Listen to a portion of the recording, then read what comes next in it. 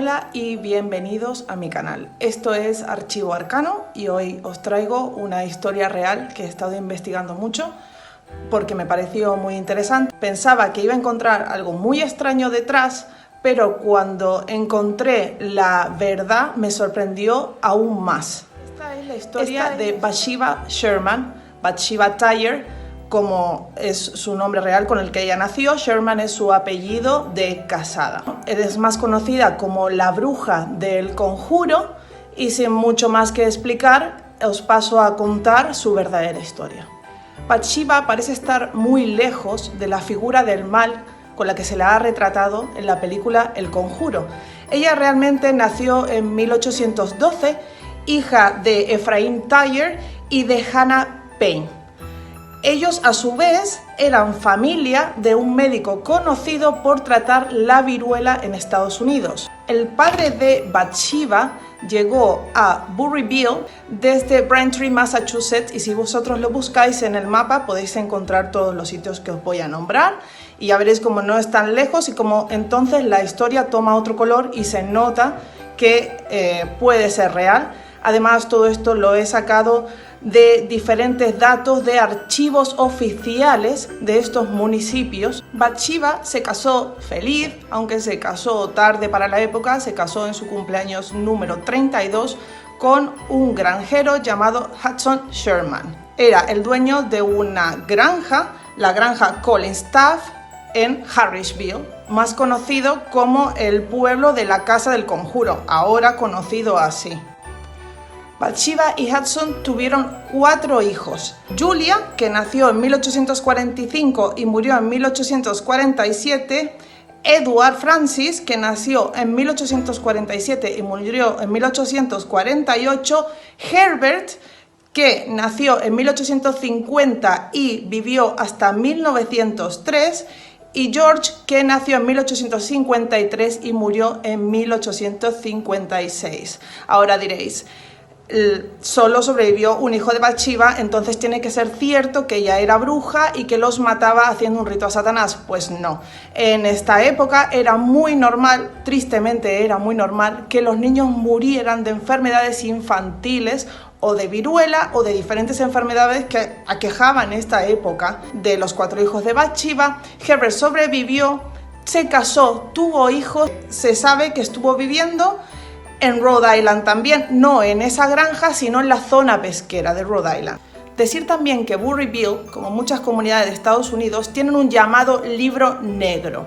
En este libro negro se apunta todas aquellas muertes que fueron extrañas y ninguno de los hijos de Bathsheba aparecen en este libro, ni siquiera ella aparece en este libro, su marido no aparece aquí, nadie de su familia aparece como haber sufrido una muerte extraña, ni aparece en este libro por ninguna razón. Se dice también que Bathsheba era una mujer muy atractiva y que esto causó muchas envidias en el pueblo. Hablamos en una época en un pueblo muy pequeño donde la gente se aburría probablemente, como también puede pasar al día de hoy, pero especialmente más en esta época, y hablaban de otras personas. Entonces, al ella ser una mujer que estaba en una buena posición económica, que había venido de otro sitio, que se había casado con un granjero adinerado, muchas de las personas se dedicaron a hablar mal de ella. Lo que en ese entonces, pues, bueno, no habrá sido mayor problema, pero esto dio pie a que se usara cierta información, se transversara para hacer la película del Conjuro. Hay un suceso que puede ser verdad o no, pero más o menos viene a ser que el bebé de unos vecinos estaba al cuidado de Bathsheba cuando este muere. Supuestamente se dice que se hace un examen forense y que el niño muere por una aguja clavada en el cráneo. Ahora, repito, esto no se sabe si es del todo verdad, no se sabe realmente si el bebé en verdad lo estaba cuidando Bathsheba en el momento que murió. No hay documento oficial que diga que este niño murió en la granja de los Sherman en Harrisville. He encontrado mucha información sobre esto, lo que sí tengo que deciros que todo está en inglés. Para mí no es un problema porque yo sé inglés y me gusta mucho, pero en castellano no he encontrado absolutamente nada. Os voy a dejar las páginas de donde he sacado la información aquí abajo en la descripción. En una de estas páginas he encontrado a una familiar lejana de ella que escribe en un foro y está muy enfadada porque están difamando a su familiar. Dice: si ella hubiese sido una bruja y una asesina de niños, no estaría enterrada junto con su esposo y no hubiese tenido un funeral cristiano, lo que os decía antes.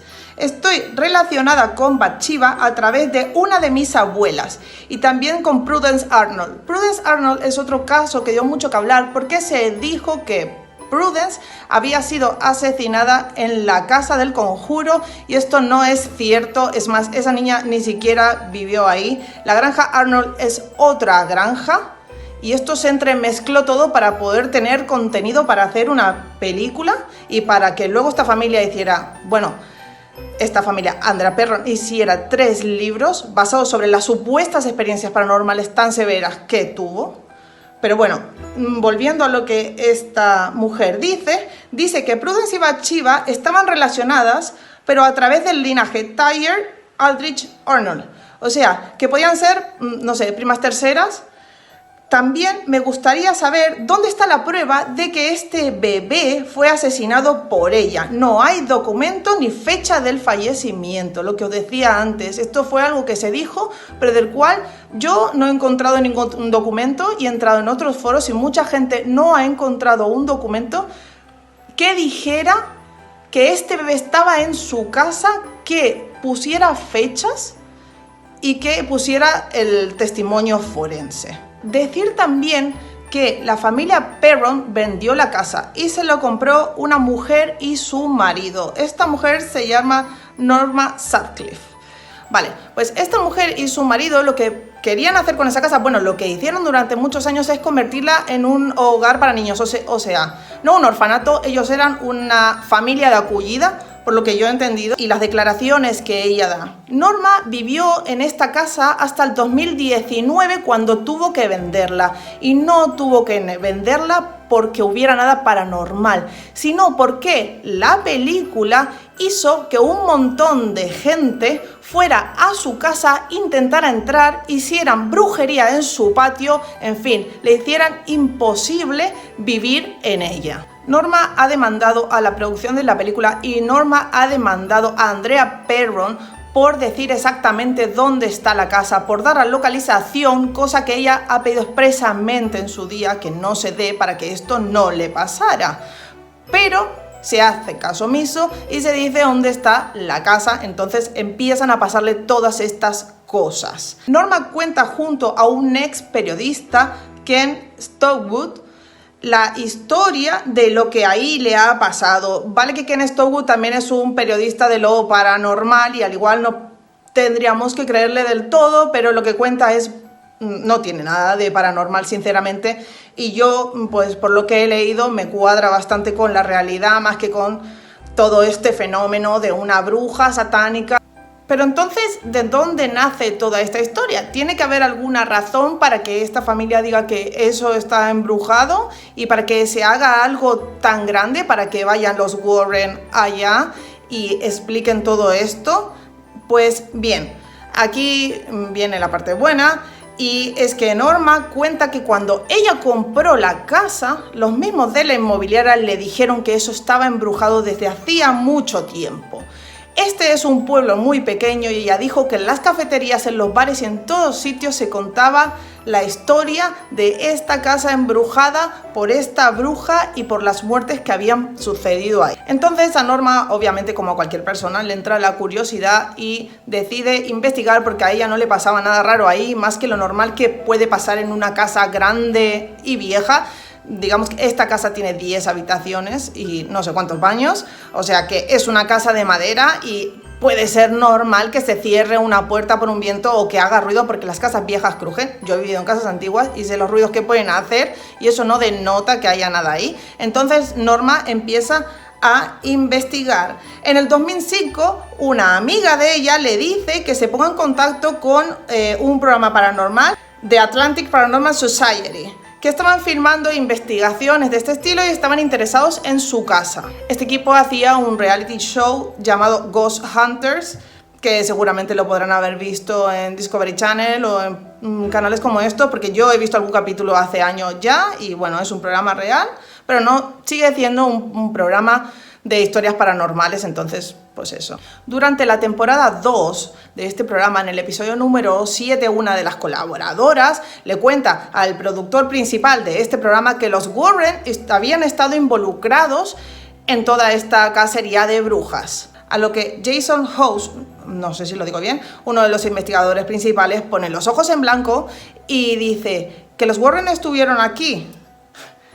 Y dice, lo que digan los Warren se tienen que tomar como un grano de sal. Esta es una expresión americana que significa que de todo el montículo de las cosas que hayan dicho, solo puedes coger la parte más pequeña y eso es la realidad.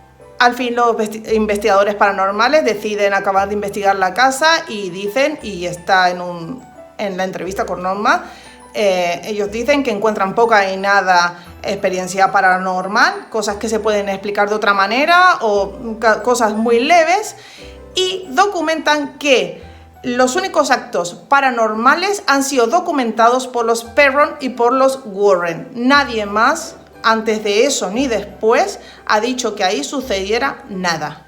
Cabe destacar también, y esto es algo que a mí me sorprendió mucho, que Andrea Perron, que es la que escribió los libros que se llaman House of Darkness, House of Lights, Casa de la Oscuridad, Casa de las Luces, va a visitar a Norma y le hace una oferta para volver a comprar la casa. A ver, si a ti te han pasado cosas tan terroríficas, tan horribles, tan traumáticas que no se las deseas a nadie, y podéis ver las entrevistas de cómo habla de esto, de lo afectada que se la ve, si a ti realmente te pasa algo así, ¿tú querrías comprar otra vez esa casa?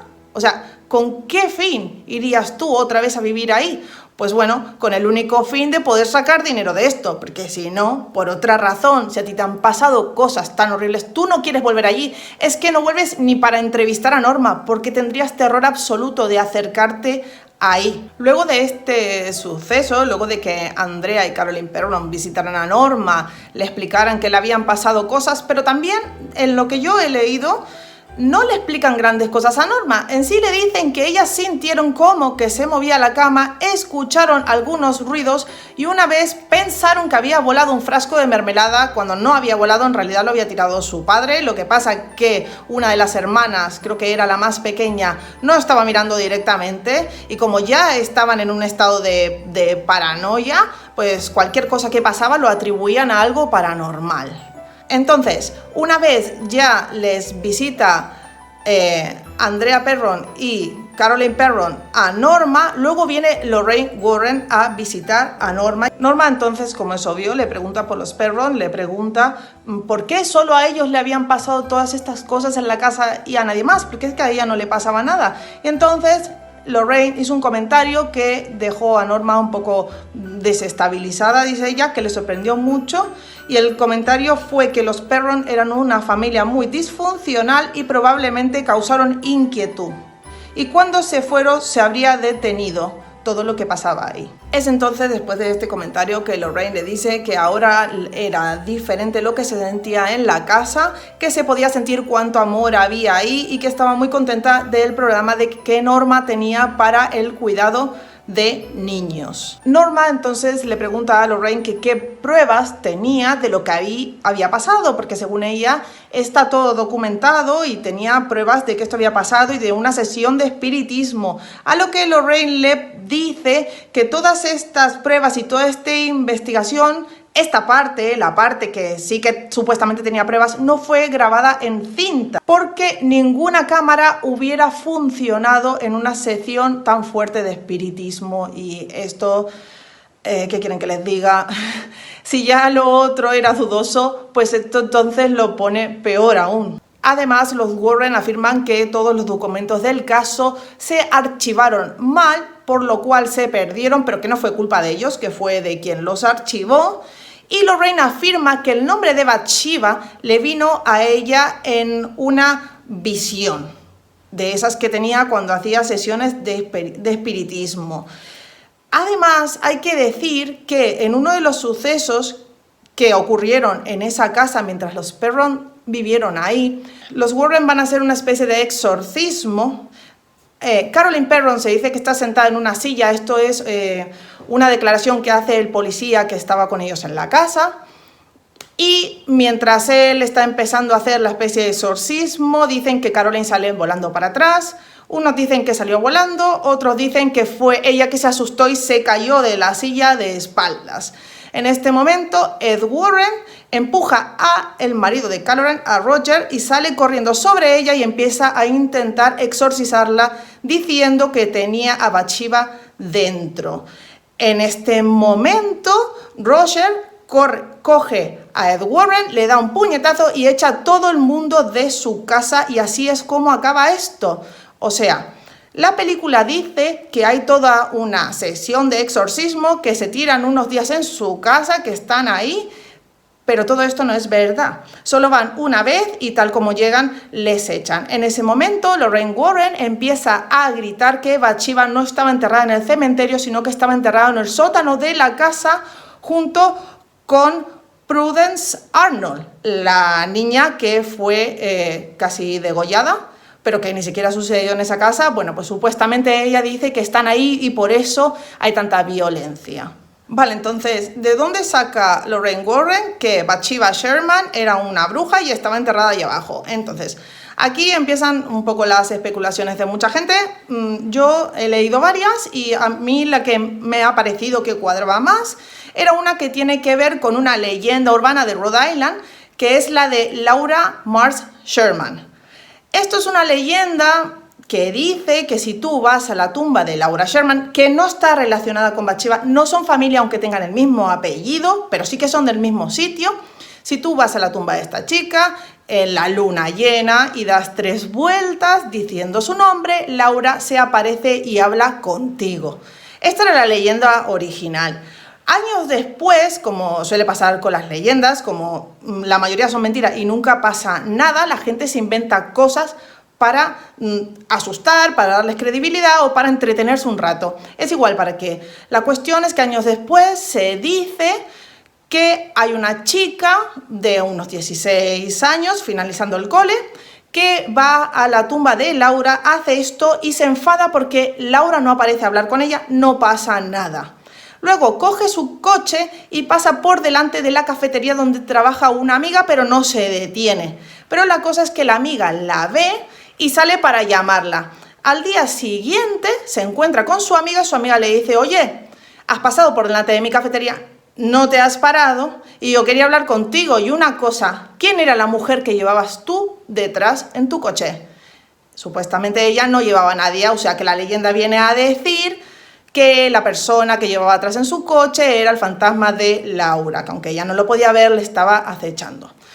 Vale, como los apellidos son los mismos, lo que podemos deducir es que sabían esta leyenda, pero no sabían del todo bien, ¿no? Son cosas de oída la mayoría, y que lo más cómodo fue relacionarla con Bathsheba Sherman y decir que era una bruja, mezclarlo todo y así hacer dinero de esto, porque hay muchas personas que dicen que los Warren en realidad no resolvieron ningún fenómeno paranormal, sino que se dedicaban a sacar leña del árbol caído, a ir a sitios donde pasaban cosas raras e intentar convencer a esa gente de que con eso podían hacer dinero y hacer un show de estas cosas. Y aquí básicamente, vale, aquí es donde con toda esta información ya casi que podemos afirmar que todo esto es una mentira, pero es que hay mucha más información, incluso si cogéis los libros de Andrea Perron, bueno, es igual, aunque no cojáis los libros y buscáis un poco de información sobre ellos o citas, veis que relaciona a un montón de gente del año 1800 hasta 1900 con la casa donde ella vivió, y entonces así explica los fenómenos paranormales que supuestamente le sucedieron. Entonces, si vosotros vais a los archivos de Harrisville, Burryville, Rhode Island, vais a encontrar todos los sucesos raros que pasaron ahí. O sea, lo mismo que os decía del libro negro, pues eso. Entonces, lo más probable es que para escribir el libro y para hacer la película, haya cogido todos los sucesos raros que pasaron de ahí, atribuirlos a la casa. Los atribuyó a la casa porque entonces así sí que puede hacer una película, 3 libros y todo lo que ha hecho. Pero que estos sucesos, o sea, estas cosas que sí que pasaron por ahí, algunas no pasaron ni tan cerca de la casa, no tienen nada que ver con esta casa. Entonces, esto todo es una farsa. Yo no me lo creo porque he estado leyendo muchísimo. Os dejaré los links de los sitios donde yo fui a verlo y veréis cómo es que no cuadra, no se puede coger por ningún lado. Mientras más leáis, más abajo se cae toda esta teoría. Otra cosa es decir que la película es muy buena, a mí me gustó mucho, pero de ahí a creer que eso fue realidad. En la película también se dice que Bathsheba mata a un niño y se cuelga del árbol de afuera y así es como muere. Vale. En los registros ya os he dicho que Bathsheba muere anciana, o sea, muere en el año 1885 y ella nació en 1812, sacar cuentas. Y además muere de un derrame cerebral porque sí que aparece que tuvo una enfermedad rara, se le entumeció todo el cuerpo, se quedó como si fuera de piedra, pero la verdadera causa de su muerte, es un derrame cerebral. En el libro se nos explica una historia, ¿vale? Y la voy a citar, dice: solo se sabe con certeza hace mucho más de un siglo que la señora John Arnold decidió reclamar su vida a la edad de 93 años. Bueno, reclamar su vida está un poco mal traducido. Bueno, que se suicidó básicamente a la edad de 93 años. Ahora, muy importante, imaginaros una mujer de 93 años, ponerla en vuestra cabeza. Vale, pues entonces dice que esta mujer se suicidó ahorcándose, colgándose de una viga de un granero. Vale. Me parece ya muy difícil que una mujer o un hombre, es igual, una persona de 93 años pueda físicamente colgar una cuerda de una viga de un granero para luego ahorcarse. Ya está muy difícil, ¿vale? Pero sí que además ellos dicen que eso pasó en el granero de su casa. Y entonces explican que una vez su madre, Caroline Perron, entra al granero y ve una guadaña flotar en el aire y girar en círculos. La guadaña le da un golpe y por suerte ella llevaba una chaqueta muy gorda de piel, entonces por eso no se hace daño. Y aquí atribuyen que fue el espíritu de esta mujer la que le hizo eso. Vale, entonces, ¿de dónde han sacado esta historia? Vale, resulta que esa historia concuerda con el supuesto suicidio de una mujer, que era la mujer de John Arnold. Entonces, bueno, pues tienen el mismo nombre. Hay que decir también que yo he encontrado que mucha gente se llamaba igual o muy parecido en este pueblo, casi todos compartían apellidos sin ser familiares, entonces esto da lugar a mucha confusión.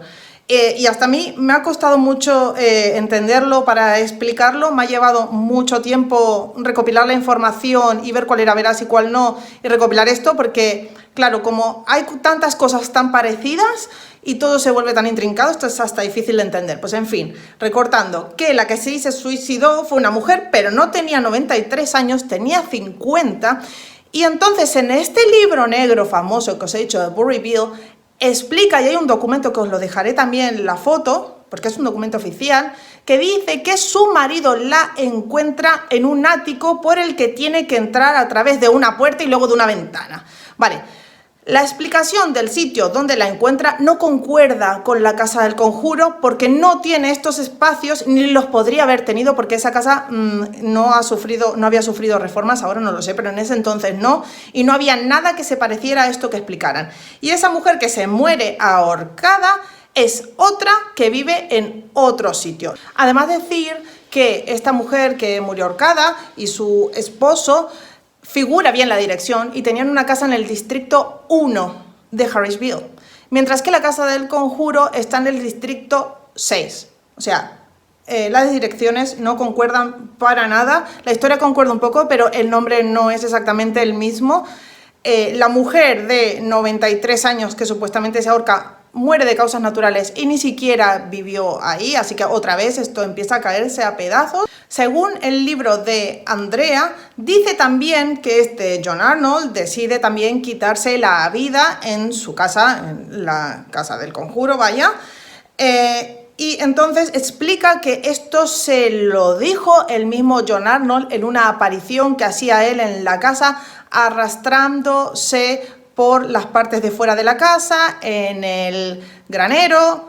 Cuestión, que se lo dijo el espíritu, supuestamente ella, y dijo que ella le preguntó si él era John Arnold el que se había suicidado ahí, y este le dijo que sí, que lo que había hecho era envenenarse con Parish Green. Parish Green es un insecticida que se usaba antiguamente, que también servía para pintar telas de color verde. Os dejaré la foto de lo que es.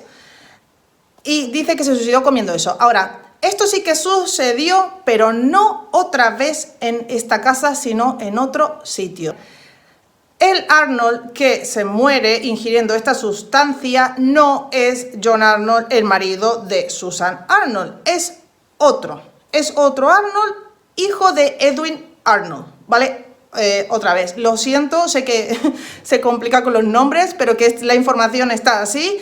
Y lo que os he dicho, hay mucha gente con el mismo apellido, pero que no son la misma persona, incluso hasta con el mismo nombre. Entonces, por eso hay que investigarlo bien todo, y por eso también habrán cogido cosas al azar para lo que os he dicho antes, para hacer la película, para hacer el libro, pensando que nadie se iba a dar cuenta o que nadie lo iba a buscar, y bueno, pues no resulta, porque es que hay hechos que están bien cotejados y que se sabe que no son estos.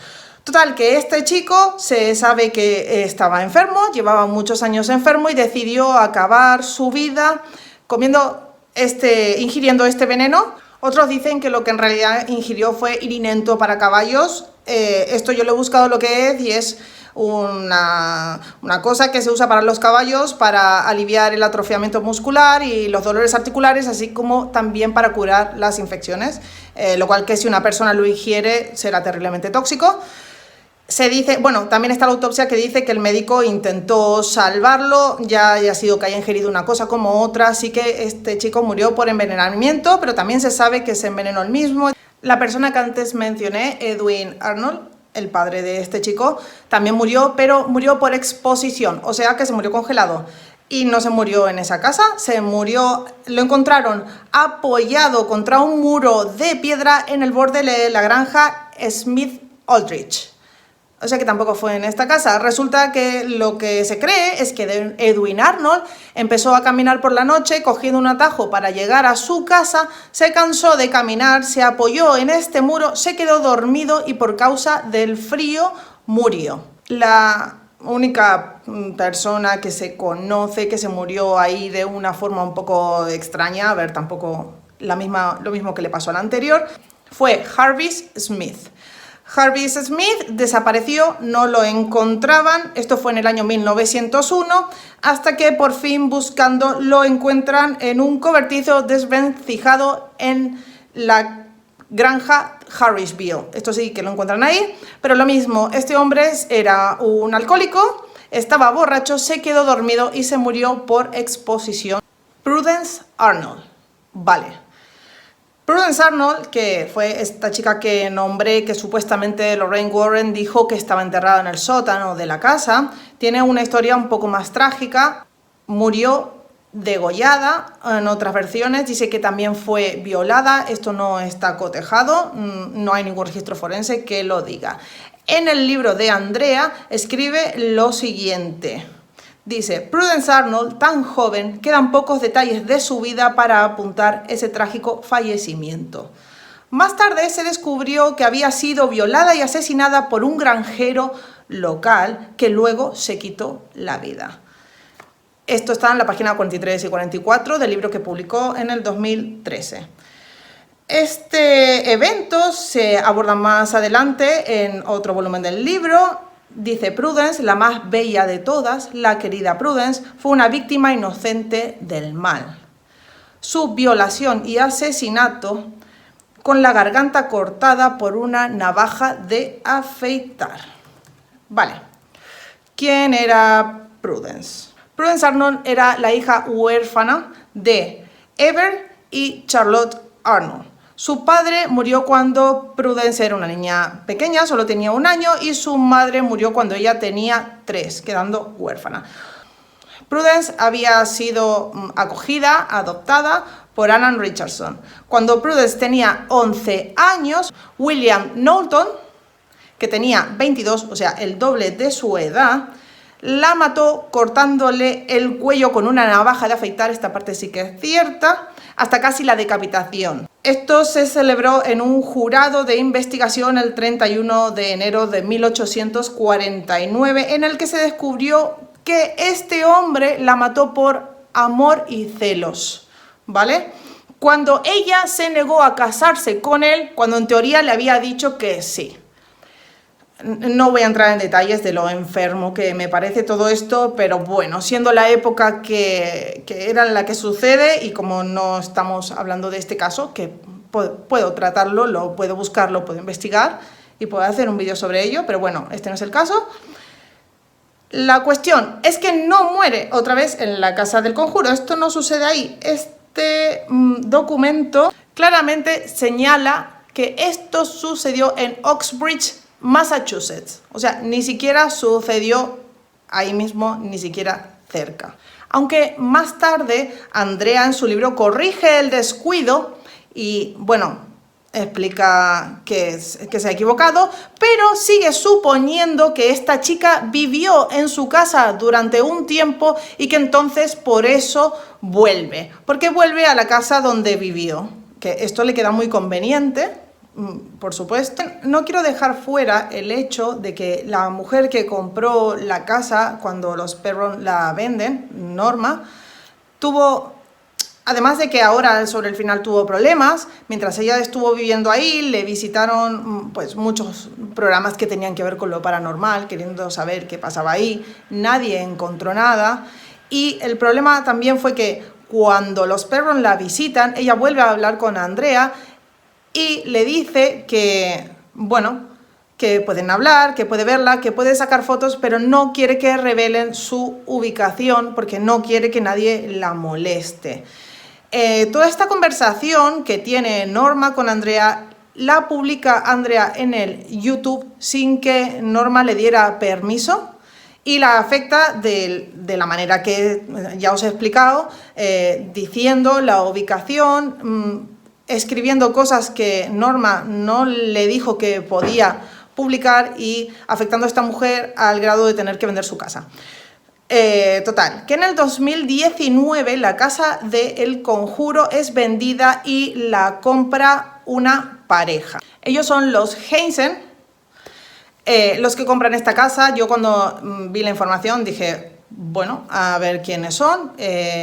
Supuestamente ellos, en el primer artículo que leí, que además es el más antiguo, dicen que ellos no sabían que esa era la casa del conjuro y que ellos la compran porque la casa estaba realmente a buen precio, eran creo que unos 430.000 dólares, lo cual está muy bien. Diréis, es mucho dinero, sí, pero contamos que la granja tiene hectáreas, tiene un lago, es una casa de 10 habitaciones, o sea, para todo lo que tiene es un precio muy bueno. Cuestión, que investigando un poco más y buscando artículos siguientes, encuentro que esta pareja no son cualquiera, sino que son investigadores de lo paranormal. En la entrevista, la mujer dice que ella no nota que nada malo pasa ahí, pero it feels busy. Dice que vendría a ser como que se siente, no sé, ajetreado, como que hay algo raro. Dice que se notan muchas cosas en la casa. Vale, aquí os lo podéis creer o no, yo qué sé, son investigadores de lo paranormal o casualidad, han comprado esta casa. Y no solo eso, sino que han instalado 12 cámaras en toda la casa para filmar todo el tiempo y que planean hacer un documental de todo lo paranormal que ahí hay.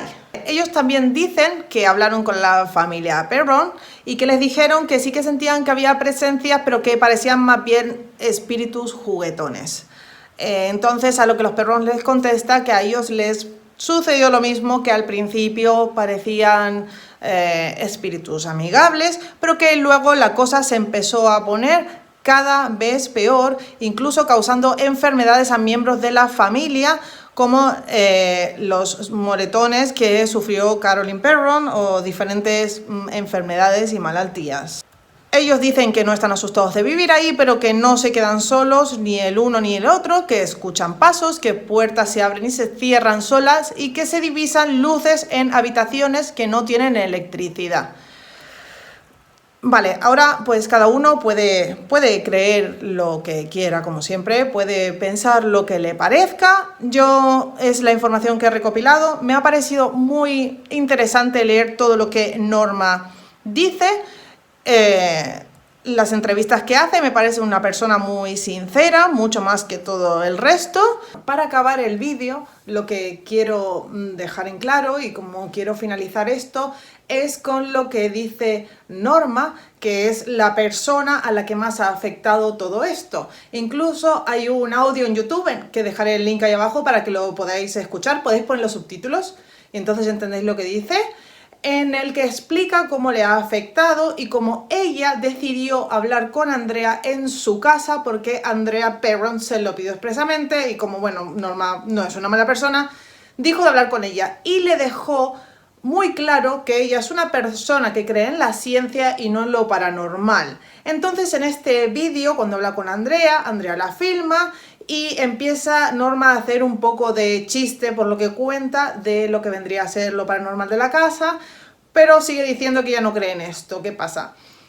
Que entonces cuando sale la película, inmediatamente después Norma cuenta que Andrea publica el vídeo, lo publica con el nombre de Norma y entonces la gente la relaciona directamente con la casa y es así como no para de llegar gente a su casa a querer ver si está embrujada, a hacer brujería en la medianoche y a molestarles y por eso tiene que venderla. Este vídeo, si lo queréis ver, es muy interesante, es un poco largo, sí, pero bueno, es muy interesante porque ella cuenta su experiencia real, todo lo que le pasó y cómo esto le afectó. Ella dice que habla con Andrea y le dice que quita el vídeo y Andrea lo quita. Lo que después Norma empieza a hablar con periodistas, a investigar y a querer contar su versión de los hechos, como es normal, para desmentir todo esto. Andrea se entera y vuelve a subir el vídeo a YouTube. Pues de momento esto es todo, espero haberme explicado bien, espero que se haya entendido bien y que os haya gustado. Y si os ha gustado este vídeo, espero que me deis un like, que os suscribáis y que sigáis viendo los próximos vídeos que publicaré. Muchas gracias.